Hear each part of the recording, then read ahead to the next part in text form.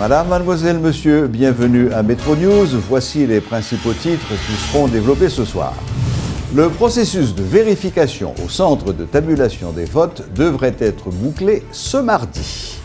Seule une modernisation du processus électoral haïtien pourra forcer les mauvais perdants à reconnaître leur défaite, selon l'ancien candidat à la présidence, Éric Jean-Baptiste.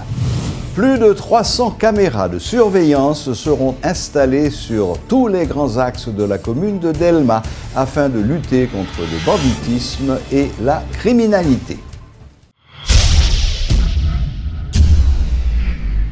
Le processus de vérification des 12% de procès-verbaux de la présidentielle s'est poursuivi ce mardi au centre de tabulation des votes, en l'absence des avocats des partis politiques contestataires. Normalement, cette opération devrait prendre fin ce mardi.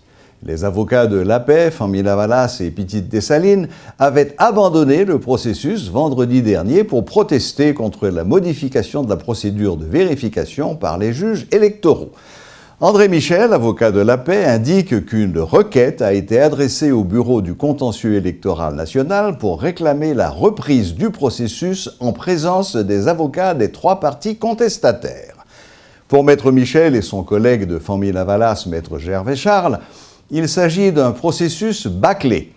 Il s'étonne que plus de 300 procès-verbaux aient pu être vérifiés en une seule journée suivant la nouvelle procédure. Le tribunal avait, dans le cadre de la nouvelle procédure, refusé que les remarques des avocats soient verbalisées.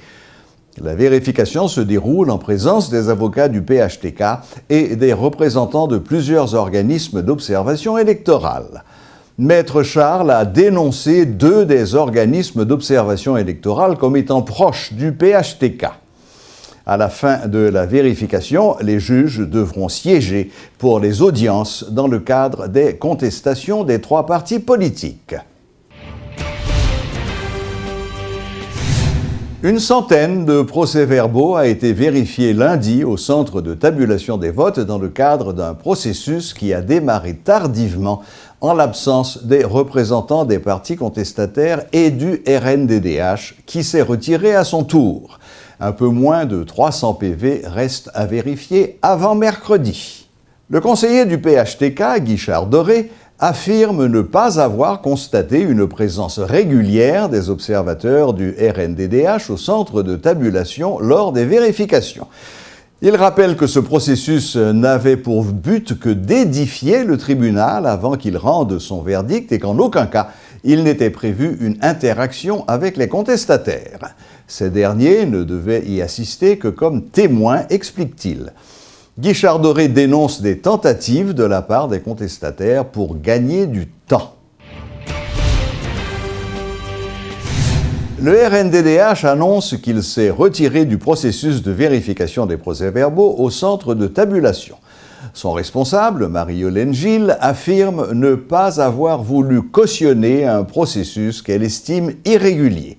Elle reproche aux juges de ne pas respecter les procédures, de ne pas procéder à des analyses profondes des procès-verbaux sélectionnés et de faire preuve de partisanerie. Le système électoral haïtien doit être modernisé afin de défier les mauvais perdants qui constituent un cancer pour le pays. C'est ce que pense l'ex-candidat à la présidence Éric Jean-Baptiste. L'ancien membre du G8 invite les partis qui refusent de reconnaître leur défaite à recourir aux voies légales afin de contester les résultats. Le problème qui gagne la journée aujourd'hui, c'est les résultats, Jean-Machine n'a monté. Et même si vous avez refait l'élection 4 fois, 5 fois, 6 fois, 8 fois ou 100 fois, dans le système, ça a toujours le même problème parce que il y a trop de manipulation humaine. Il y a trop de côté que le monde a intervenu dans le système électoral.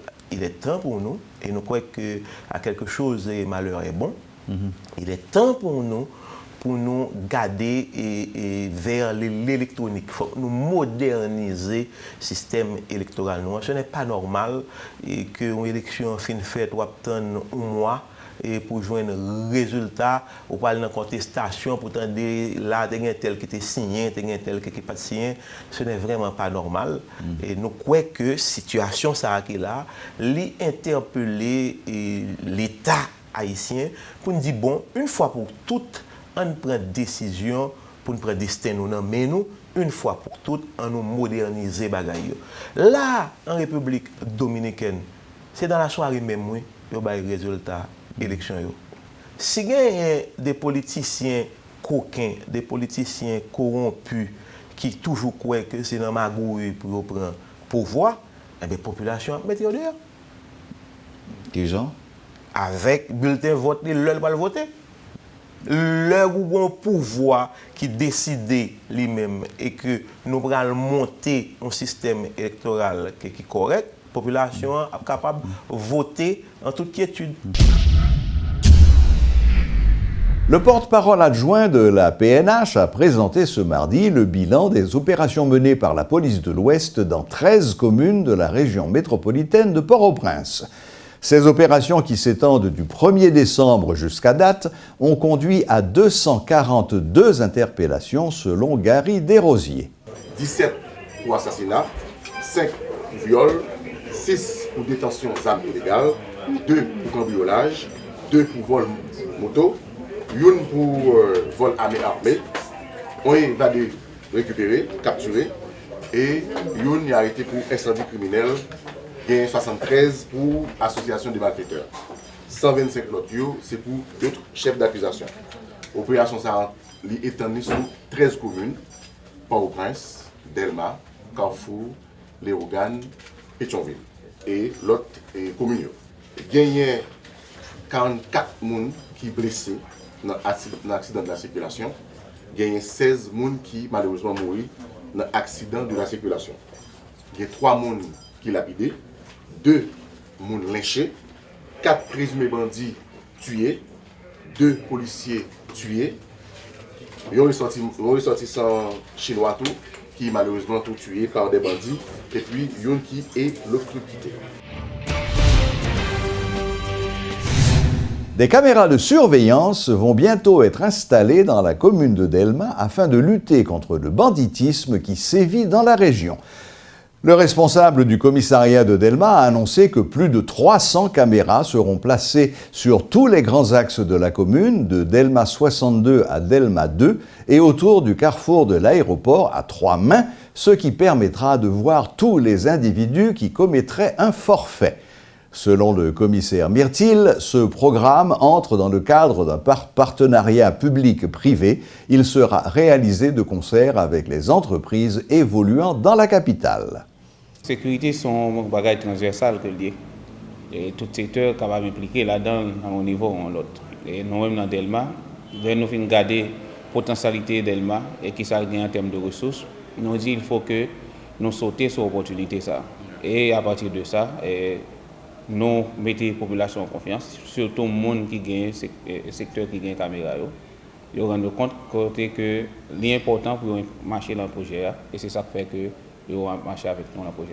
Ça, c'est plus un projet solidaire qui fait entre monde Delma, entre riverains et secteur commercial. Nous sommes 2 tronçons. C'est un projet pilote qui commence Delma 60 pour arriver Delma 2. Et deuxième axe, c'est viaduc jusqu'à 3 mai. Le premier projet que nous faisons déjà des résultats et qui permet que nous couvrions l'espace que nous avons besoin de couvrir. Et nous avons besoin de couvrir.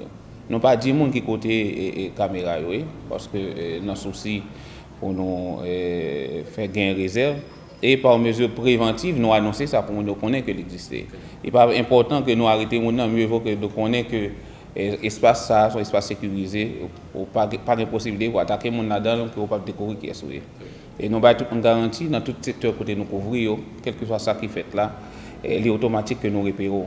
Et tant pour nous arrêter là, capable relativement long, mais tant pour nous voir là, il est automatique. Voilà, la boucle est bouclée. Merci de votre fidélité et à la prochaine, même heure, même chaîne.